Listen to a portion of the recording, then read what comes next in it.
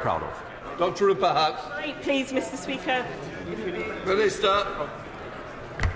Thank you, Mr. Speaker. As we prepare legislation to ban conversion practices, we continue to assess inequality impacts in relation to all protected characteristics, including gender reassignment.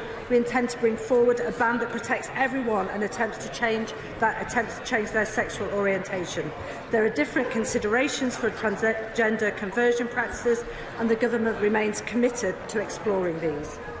Dr. perhaps. Respectful debate to be had on single-sex spaces and on trans people in sports, but a full ban on conversion therapy, which they promised, and their failure on which caused one Equalities Minister to resign last week, isn't it. There's 8 Royal Colleges and the BME who want this.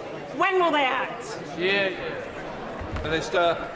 Thank you, Mr. Speaker. We want to ensure that everyone is protected from the extensive harm that conversion practices cause, and it is not unreasonable to take some extra time to avoid an unintended consequence and to build a consensus, so that together we can make our legislation as inclusive as possible. Mike Freer. Thank you, Mr. Speaker. Could I welcome my honourable friend to her place? Could she reassure the House that the discussions and the legislation on banning conversion practices will include protecting everybody from these harmful practices? Minister.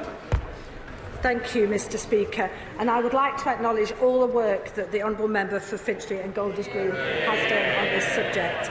And I absolutely agree that the legislation to ban conversion practices is fundamentally about protecting LGBT people from harm, and the experience of victims needs to continue to be at the heart of all considerations, as I know they have been by my honourable friend as